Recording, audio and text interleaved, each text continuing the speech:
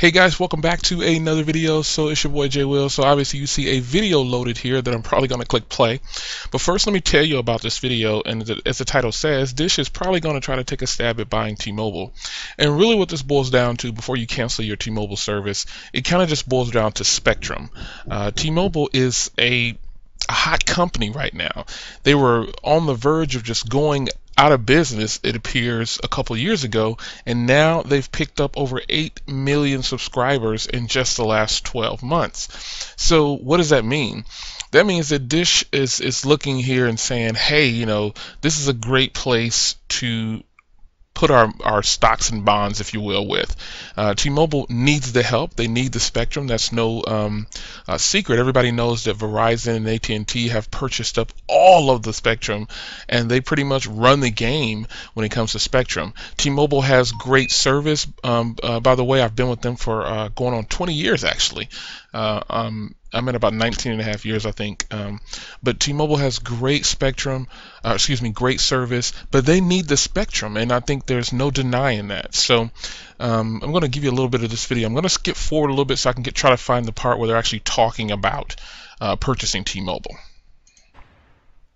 Why now is the right time for Ergen to take the reins, and what does that kind of signify the company's going to move towards? So in the press release, Dish came out and said, we think that the time is right for Charlie to take over as this company transitions into a new company.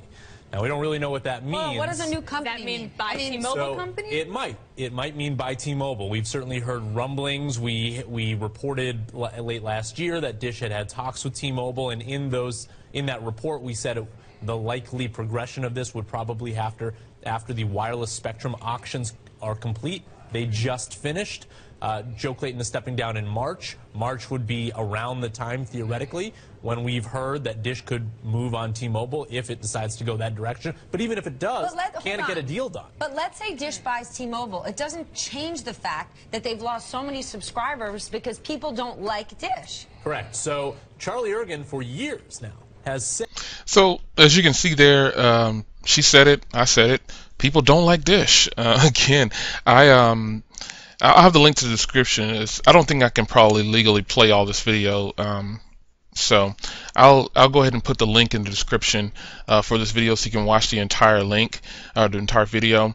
It's about 4.5 minutes or so, but basically in the video they talk about how Dish is at the end of its rope, and T-Mobile is probably going to be their savior. That's not a bad thing. I think that if they were to try to buy T-Mobile, I'm going to need T-Mobile to stay out front. For it to be my primary carrier. I have no problem with going with a different carrier. It's just that I've been happy with T-Mobile, and they've done the best by me. I mean, literally, I have other contract devices. Obviously, you see me do Verizon and AT&T. You no longer see me do Sprint because I think they're just a horrible company with spectrum and customer service. As far as when I say spectrum, I mean their internet speeds, their data, just their entire service.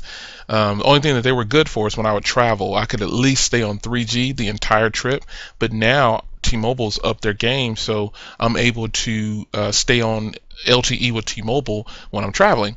So and that's with a T-Mobile device. Some of the unlocked devices that have both 1700 bands on it for 3G and 4G LTE, it will work as well. But nonetheless, you do see me do Verizon and AT&T and T-Mobile, but T-Mobile is my primary carrier. I promote them in nearly everything I do. I don't work for them. It's just a great carrier. Everything about them I like. The plans, the pricing, the way they do their phones, what they've come from, what they've become, and what they're going to be. I'm totally behind them. But when it comes to Dish buying them, I think if Dish were to go ahead and take a stab at T-Mobile and try to buy more than 50% of shares, if they go in and change things, like she just said, people don't like Dish as a company, people are going to leave T-Mobile. I put a link up in the blog stating, how would you feel about Dish buying T-Mobile? And immediately people were like, oh no, man, that's a horrible idea. But the fact remains, the person with the money can call the shots.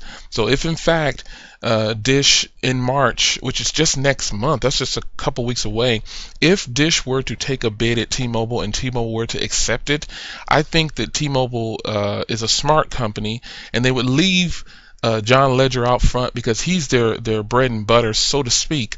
but giving them the ground, but that they need to get that momentum going, because he's basically pissed off every other CEO and made them look like clowns, and the fact that they're gaining subscribers and taking their subscribers is an amazing thing, and I think that's what they needed. Nonetheless, I just wanted you to hear a little clip of that video. The link is in the description, and I think that if they do buy Dish, I think Dish needs to stay in the background. I think T-Mobile needs to lead the company, and it should not change the name from T-Mobile. They shouldn't make any changes. But I think that if they do it, if they decide to get it, T-Mobile needs the spectrum, and I think that's important. Nonetheless, and in this video they talk about that later on, about basically storing their stockpile, if you will, and T-Mobile is a great place to do it. As long as they don't make any changes to T-Mobile, the brand, I don't care what they do in the background. I just want my price plans to either go down or stay the same, and I want the way the company is running to stay the same or get better. So hopefully Dish doesn't come in and screw things up, because if they do, I think that T-Mobile is going to go downhill very quickly, and people will leave T-Mobile no matter what the pricing is, and a lot of people might jump to prepaid, or they might jump to Verizon or AT&T, which is a horrible deal all around to me. No disrespect to AT&T customers or Verizon customers, because again, I do use their services as well, but they have some of the worst pricing plans ever. The only thing Verizon has going for it is the solid network that they have. As far as their price plans go, for AT&T and Verizon, they're horrible. No unlimited data means a no-go as a main device for me. I will see you guys in the next video. It's your boy Jay Will. I'll play a little bit more of this little clip here. I'll skip forward a little bit so you can see some of the other portion of it. Was a competing bidder, that's all. Over the top on Dish. By doing that, he increased the value of the spectrum he already owned. So by bidding it up in the auction, he was able to boost the value of his current holdings. So what's happened is, because he's done that, and because the FCC gave him a waiver about 18 months ago or so to turn satellite spectrum into wireless spectrum, he theoretically fell into a windfall. So Dish has been a great value creator for investors, right? So if you're an investor in Dish, this has worked. Correct, up until this point at least. Okay, yes. But now we're at this inflection point. What's going to happen? And again, fundamentally, this big from an investor standpoint, from a customer, from somebody who may use Dish, which I don't,